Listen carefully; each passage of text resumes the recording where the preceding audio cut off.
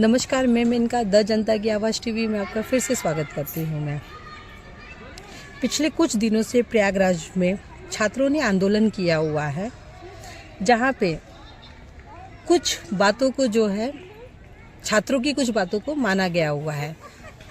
तो प्रबल जी, मुझे ये बताइए, आप इस पे क्या कहेंगे? उनकी कुछ बातों को माना गया हुआ। देखो, संघ लोक सेवा आयोग, उत्तर प्रदेश का संघ लोक सेवा आयोग के कार्यालय पर, मुख्यालय पर, प्रयागराज जिसे इलाहाबाद कहते हैं, वहाँ पर आरओ की परीक्षा और पीसीएस की परीक्षा की एक पाली कराने और नॉर्मलाइजेशन के प्रोसेस को ख़त्म कराने को लेकर हजारों की संख्या में छात्र युवा वहाँ प्रदर्शन करते हैं। छात्र छात्रा दोनों। ये 3-4 दिन पहले ये शुरू हुआ है आंदोलन, और उसमें पहले दिन भी लाठीचार्ज हुई।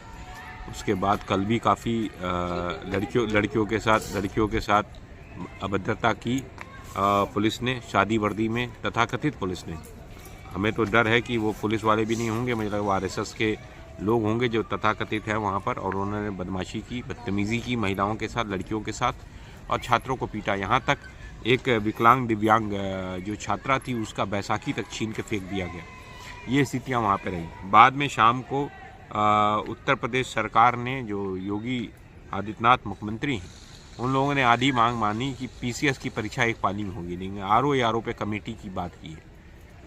छात्रों ने उस बात को मना कर दिया कि हम आरओ में भी एक पाली में इम्तहान, और किस दिन इम्तहान होगा ये बता, हमें कोई कमेटी मंजूर नहीं है। और छात्र, जब ठंडक बढ़ रही है, नवंबर का महीना है, आज 15 नवंबर है, 5वां दिन है आज आंदोलन का, छात्र छात्राएँ रात भर खुले आसमान के नीचे, जब ठंडी हवाएं बह रही हैं, वह लोग वहाँ बैठे हुए हैं, क्योंकि वह बच्चे ग्रामीण अंचलों से आते हैं, किसान परिवारों से आते हैं, मजदूरों के परिवारों से आते हैं, अति पिछड़ों के परिवारों से, दलित परिवारों से आते हैं, गरीब सवर्णों के परिवारों से आते हैं।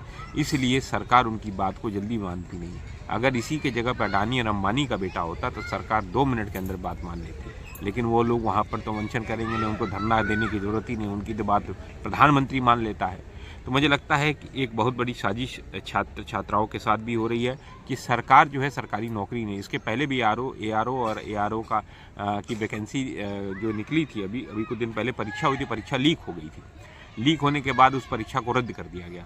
तो मुझे लगता है कि सरकार की मंशा सरकारी नौकरी देने का नहीं है, और सरकार की जितने विभाग हैं उनको प्राइवेटाइज करके सबको जो है अडानी और अंबानी के हाथों में देने की एक साजिश चल रही है, जिसको लेकर मेरे हिसाब से छात्र वहाँ पर बहुत ज़्यादा अगर वो आंदोलनित हैं, आंदोलन कर रहे हैं। और मुझे लग रहा है कि ये जो छात्रों का आंदोलन है, अगर इसको सरकार ने बात नहीं मानी और ये इसी तरह चलता रहा, तो मुझे लगता है कुछ दिनों में किसान संगठन भी इनके साथ हो जाएंगे, अन्य सामाजिक संगठन भी साथ हो जाएंगे। ये बहुत बड़ा व्यापक आंदोलन बनेगा, उत्तर प्रदेश ही नहीं देश भर में, पूरे देश भर में इसमें पेपर लीक का मामला चल रहा है।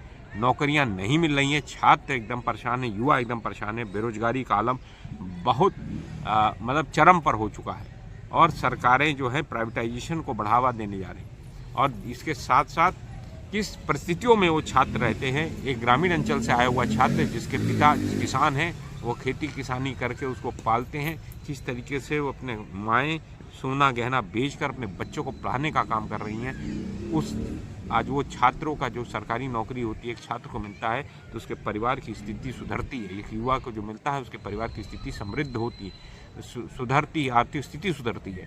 हमारे ही परिवारों में बहुत सारे लोग जो सरकारी नौकरियों में रहे, मुझे मालूम है कि इन परिस्थितियों में उन्होंने इलाहाबाद में जाकर पढ़ाई की, कैसे कैसे छोटे कमरों, और अभी आपको याद होगा कि अभी मुखर्जी नगर में किस तरीके से बच्चे छोटे छोटे कमरों में रहते हैं, और अभी एकाएक पानी आया और बच्चे डूब के मर गए।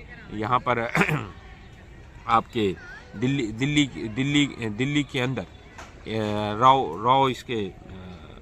रॉ कोचिंग में किस तरीके से बच्चे मरते जा रहे हैं। इस पटेल नगर के पास ये सारी चीज़ें हुई, राजेंद्र नगर में परिस्थितियाँ ऐसी हैं कि बच्चों के हाथों में किताबें हैं, वो रोज़गार मांग रहे हैं। वो क्या मांग रहे हैं? कोई रोज़गार तो मांग रहे हैं, लेकिन इनको तो कांवड़ चाहिए, रातों में कांवड़ दे दो, तलवार लेके घूमें और झंडे लेके घूमें इनके, और दंगा करें। ये चाहते हैं कि नौजवान दंगाई बन जाएं, नौजवान जो हैं घूमें फिरें, पढ़े लिखे नहीं, और देश का युवा जब पढ़ेगा लिखेगा तभी आगे बढ़ेगा, रोजगार करेगा तभी बढ़ेगा। और अगर रोजगार मिलता है तो हमारे देश के मिडिल क्लास में भी एक बहुत बड़ी चीज़ एक बूम आता है। तो ये देश की सरकारी नौकरियों को समाप्त करके देश के मिडिल क्लास को समाप्त करने की साजिश भी चल रही है। ये मैं बस ये कहना चाहता हूँ।